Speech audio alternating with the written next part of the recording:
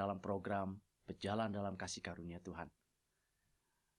Episode ini kita akan membahas mengenai bagaimana mengalami terobosan keuangan.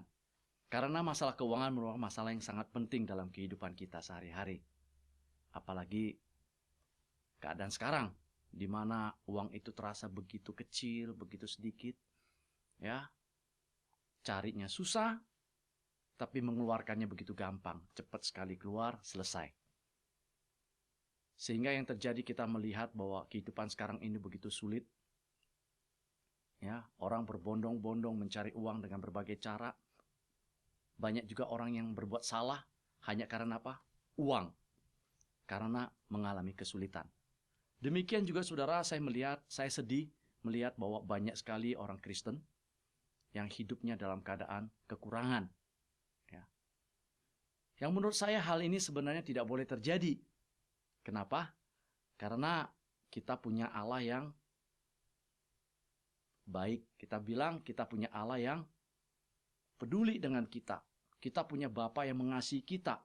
Kita punya Bapa yang luar biasa yang memperhatikan dan dia katakan jangan khawatir apa yang kau makan, apa yang kau minum, apa yang kau pakai. Percayakan kepada dia. Burung di udara saja dipelihara, apalagi kita adalah anak-anak Allah. Ya, sehingga seharusnya anak-anak Tuhan hidup harusnya baik. Ya, saya tidak mengatakan harus kaya raya, tidak. Tetapi paling tidak kehidupan sehari-hari itu harus cukup. Ya, tidak perlu harus dalam keadaan kurang. Kenapa? Karena kalau seorang hidup dalam kekurangan, maka akan banyak sekali masalah yang timbul. Ya, karena keadaan kurang ini akan membuat dia akan berusaha mencari uang dengan berbagai cara. Akan menghalalkan berbagai cara untuk mendapatkan uang. Sehingga hidupnya dapat dipenuhi. Dengan kekurangan ini orang bisa kilaf. Ya, berbuat yang salah. Dengan kekurangan ini seseorang bisa lari dari Tuhan. Kenapa? Karena menganggap bahwa percuma cari Tuhan. Toh juga seperti itu kehidupannya. Ya, akan menganggap bahwa Tuhan itu tidak ada. Tuhan itu tidak punya kekuatan, tidak sanggup memberkati dia. Ya, kekurangan ini juga akan membuat orang menjauh tadi saya katakan. Nah, saudara, itu sebabnya saya mau coba membahas, mengupas ini sehingga kita tidak mengalami kekurangan itu. Kita harus mengalami seperti yang Yesus katakan di Yohanes 10 ayat 10, mengatakan bahwa aku datang untuk memberikan hidup dan hidup yang berkelimpahan. Jadi maksud arti kedatangan Yesus datang untuk memberikan hidup pasti bukan hidup yang kekurangan. Amin. Pasti adalah hidup yang kecukupan. Cukup segala-galanya. Bahkan dikatakan untuk berkelimpahan. Kenapa? Karena dia punya maksud, dia punya tujuan. Ya, nah saudara, bagaimana saya mau katakan, saya mengajak saudara, ayo datang kepada Tuhan Yesus. Tuhan yang mengasihimu, Tuhan yang baik. Tetapi di satu pihak hidupmu begitu sengsara. Hidupmu dalam keadaan kekurangan. Bagaimana saya bisa memberitakan itu bagi saudara? Bagaimana saya bisa mengatakan itu pada saudara kalau saya sendiri dalam keadaan kekurangan?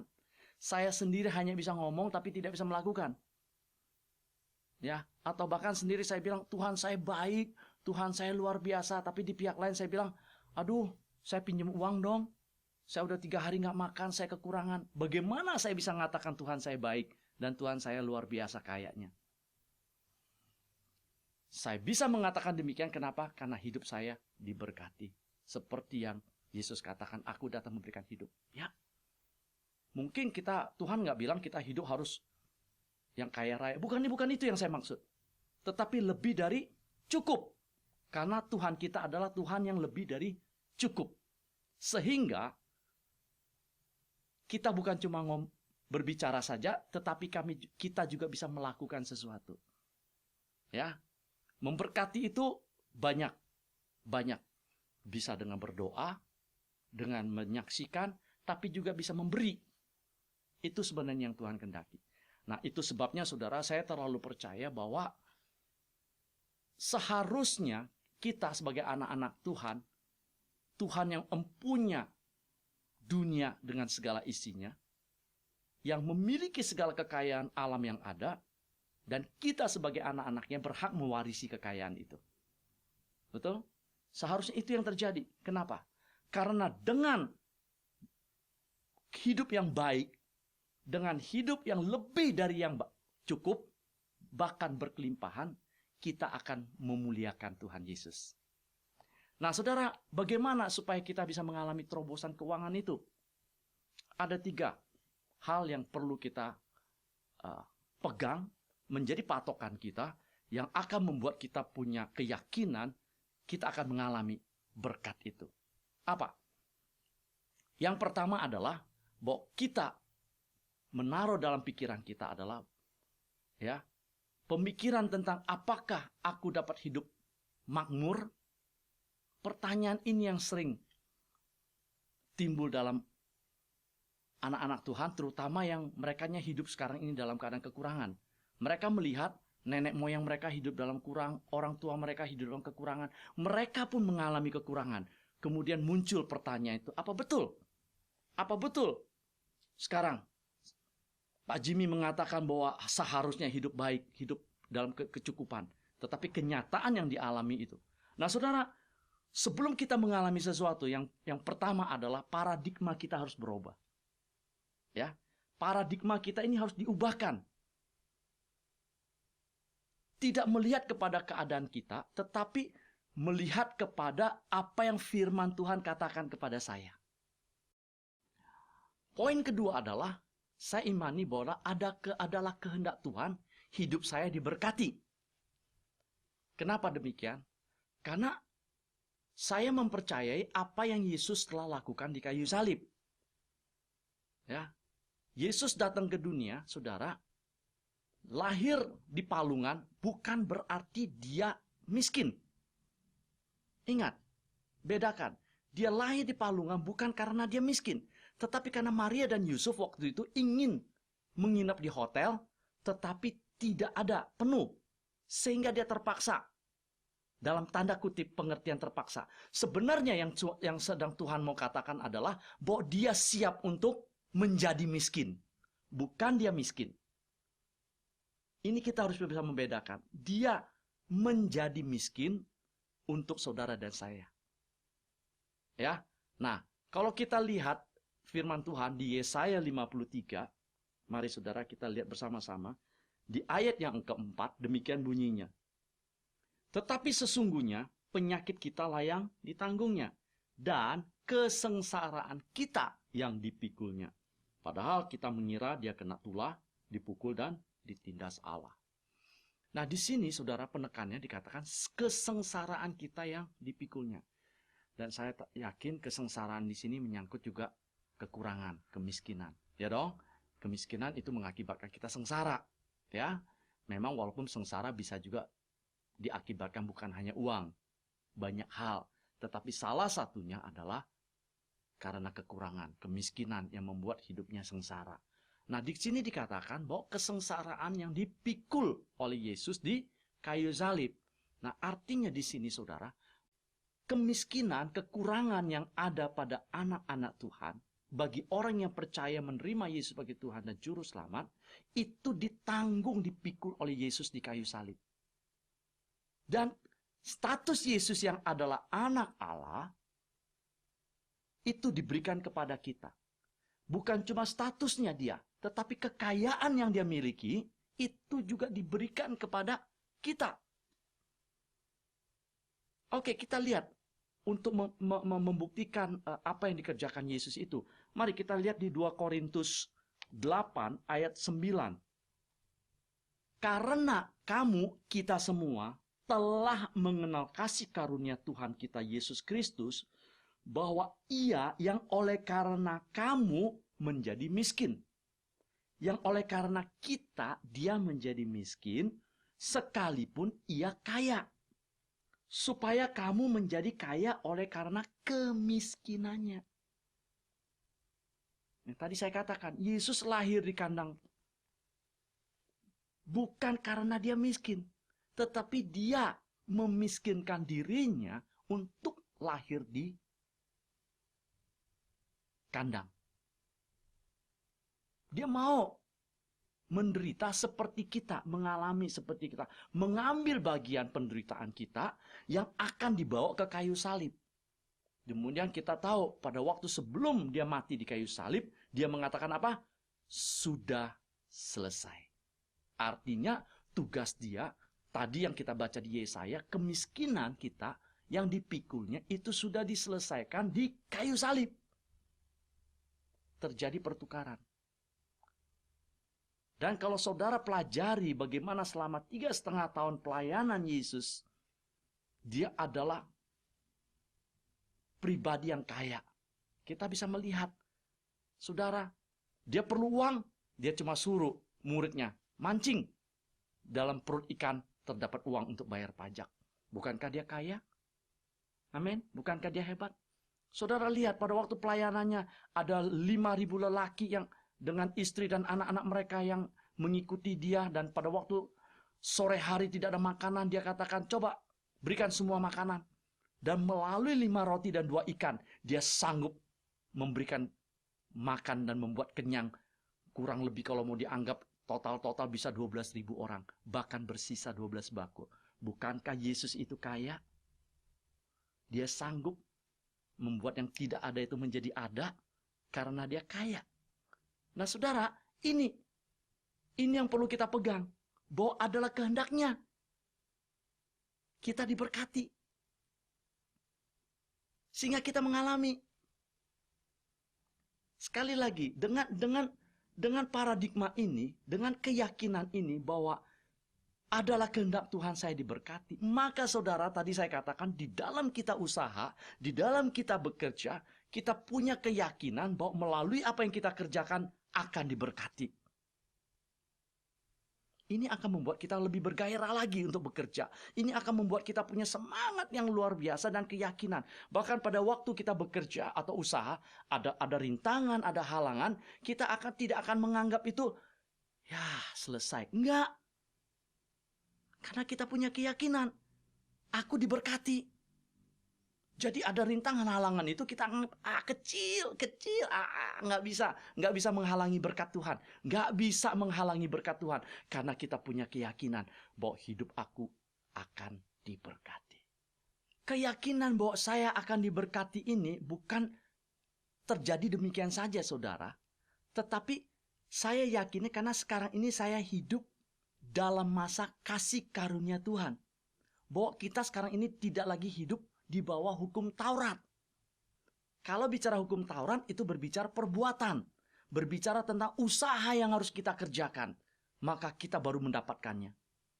Tidak. Tetapi melalui Yesus Kristus yang mati di kayu salib, bangkit, hidup, bangkit kembali, itu berbicara kasih karunia. Jadi adalah memang Tuhan telah sediakan itu buat kita. Memang adalah kehendak Tuhan saudara dan saya diberkati. Yes. Jadi saudara sebenarnya adalah kita tinggal menerima apa yang telah Yesus kerjakan di kayu salib. Dia sudah lakukan semua, kemiskinan sudah diselesaikan. Hidup kita sudah dipulihkan, saudara. Ya, dia memulihkan. Saudara lihat dulu, Adam dan Hawa kaya nggak? Kaya. Dia memiliki segalanya di Taman Eden. Tetapi menjadi sulit karena dosa. Betul? Pada waktu mereka jatuh di dalam dosa, ya, dikatakan bahwa kalian akan hidup dengan keringat, bekerja keras dengan berkeringat. Nah, ini saudara, sekarang ini sebenarnya sudah dipulihkan oleh Yesus di kayu salib. Dipulihkan kembali. Hidup kita seharusnya kita mengalami seperti di Taman Eden. Dan mungkin saudara bertanya, Pak Jimmy, kita kan belum hidup di Taman Eden. Betul, betul sekali. Kita belum hidup di Taman Eden. Tetapi kasih karunia itu sudah Tuhan sediakan. Tuhan mau anak-anaknya hidup bahagia. Tuhan mau melihat anak-anaknya hidup dalam keadaan baik. Sekarang ini kita bisa diberkati bukan karena jeripaya kita. Bukan karena kita harus bekerja keras. Bukan. Tetapi kita diberkati karena kasih yang dikaruniakan kepada kita. Sesuatu yang seharusnya kita nggak layak terima, itu yang Tuhan berikan buat kita. Kenapa? Karena status kita adalah anak-anak Allah. maka Bapa kita akan memberkati anak-anaknya. Amin. Nah, saudara, poin yang ketiga adalah apa? Kalau yang pertama dikatakan bahwa kita harus merubah paradigma, bahwa apakah hidup saya bisa makmur? Yes, kita harus rubah. Dan kemudian paradigma yang kedua adalah kehendak Tuhan hidup kita diberkati. Dan yang ketiga,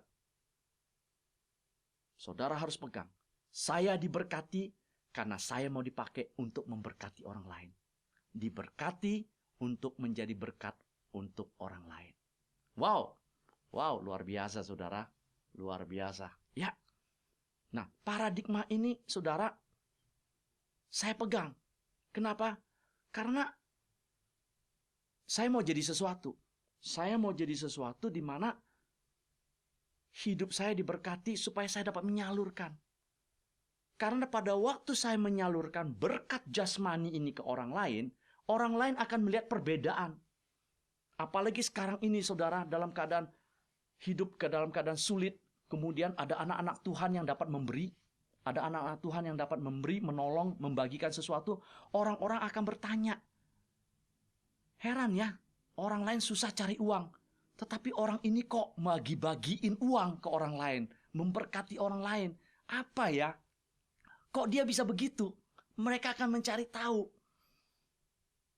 Kenapa orang itu bisa melakukannya? Ya. Sehingga sampai satu saat mereka akan melihat, oh, ternyata dia punya Allah yang luar biasa, Allah yang hebat, Allah yang hidup, yang sanggup memberkati mereka. Ada perbedaan. Nah, saudara yang sangat dikasihi oleh Tuhan, engkau lihat betapa baiknya Bapakmu yang ada di surga. Bahwa kita anak-anak Tuhan sudah ditentukan dari semula. Ya, bahwa hidup kita untuk diberkati, sehingga kita bisa menjadi berkat untuk orang lain. Nah, saudara mungkin sudah mendengar ini, dan saya mau katakan ini belum. Mengenai terobosan keuangan ini akan saya bagi dalam 5 episode. Ya, ini baru praknya, ini awalnya yang akan mengantar kita. Tetapi kalau paradigma kita belum berubah, kita nggak bisa melakukan selanjutnya. Tetapi kalau ini saudara tangkap dengan sungguh-sungguh, ya, rencana Tuhan atas kehidupanmu, maka saudara akan melanjutkan tahap berikutnya dengan sukacita, dengan semangat yang luar biasa, karena saudara tahu bahwa apa yang saudara kerjakan tidak akan sia-sia. Bahwa saudara sudah punya keyakinan, hidup saudara akan berubah. Terobosan keuangan akan terjadi pada dirimu. Apapun keadaanmu sekarang. Sekali lagi, jangan lihat kepada keadaanmu sekarang. Inilah waktunya Tuhan sedang ingin membuat terobosan. Ya. Justru sekarang ini kalau keadaanmu dalam keadaan sulit, mungkin kau sedang punya hutang yang banyak, punya hutang di mana-mana, usahamu sedang bangkrut, atau bahkan engkau di PHK oleh PHK dari perusahaan, engkau tidak punya pekerjaan. Saudara, ini waktunya Tuhan sedang ingin membuat mujizat besar dalam hidupmu, yaitu apa? Mengalami terobosan keuangan. Jadi lakukanlah seperti tadi saya katakan, 3 hal itu. Ubah paradigma. Apakah Tuhan mau kita hidup makmur? Yes. Yang kedua, taruh adalah kehendak Tuhan hidup saya diberkati. Kenapa? Karena saya mau dipakai Tuhan untuk menjadi saluran berkat untuk orang lain. Wah, dahsyat. Amin. Saudara mau dipakai bukan saja diberkati, tetapi juga menjadi berkat untuk orang lain. Saya yakin semua kita mau menjadi sesuatu berguna untuk orang lain. Saudara mau? Baik. Saudara, ikuti nanti 4 episode berikutnya membahas khusus mengenai terobosan keuangan ini. Dan sebelum saya tutup, saya ingin mengajak kita bersama-sama berdoa supaya kebenaran firman ini dapat kita pegang, kita taruh dalam hati kita, menjadi pacuan, menjadi kekuatan buat kita untuk mengalami terobosan itu. Saudara mau? Baik, mari kita tundukkan kepala. Tuhan Yesus, terima kasih buat kebenaran firman-Mu. Ampuni kalau selama ini saya terlalu percaya kepada nasib, percaya kepada melihat keadaan, percaya kepada kata orang bahwa memang sudah begini hidupnya tidak bisa berubah. Ampuni saya Tuhan. Kalau saya salah mengerti, seharusnya saya melihat bukan diri saya, tetapi saya melihat siapa di belakang saya. Ada Engkau Tuhan Yesus yang luar biasa. Saya melihat ada Bapak saya yang kaya, yang maha pengasih, maha penyayang, yang pasti tidak mau anak-anaknya hidup dalam keadaan kekurangan, kesengsaraan, tetapi mau melihat anaknya hidup dengan baik, hidup dengan makmur, hidup dengan cukup, bahkan lebih dari cukup, berkelimpahan. Supaya apa? Hidup kami berguna untuk orang lain. Kami bisa memberi untuk orang lain, Tuhan, sehingga Engkau dipermuliakan. Tuhan, terima kasih buat kebenaran ini. Mampukan kami, Tuhan. Mampukan kami, Roh Kudus. Urapi kami, berikan kekuatan, berikan kemampuan buat kami untuk kami mempercayai ini dan kami mengubah paradigma kami. Dan kami mau katakan, hai segala tipu muslihat iblis, nyah, hilang dari pikiran kami. Engkau tidak bisa membuat kami tetap hidup seperti sekarang, tetapi kami akan mengalami terobosan keuangan untuk naik diberkati rohani dan jasmani. Terima kasih Tuhan, di dalam nama Yesus. Mari kita yang sudah diberkati, kita sama-sama katakan amin. Gimana saudara? Baik, saya percaya ada kegairahan dalam dirimu, ada keyakinan dalam dirimu bahwa hidupmu akan berubah, dan itu yang akan terjadi. Nah saudara, nanti ikuti 4 episode lagi berikutnya yang akan mengajarkan kepada kita bagaimana terobosan itu menjadi kenyataan. Nah saudara, kalau masih ada pertanyaan boleh menghubungi saya melalui SMS atau email di bawah ini. Dan terima kasih buat waktu saudara mengikuti saya, Jimmy Suhadi, dalam program Berjalan dalam Kasih Karunia Tuhan. Tuhan Yesus memberkati.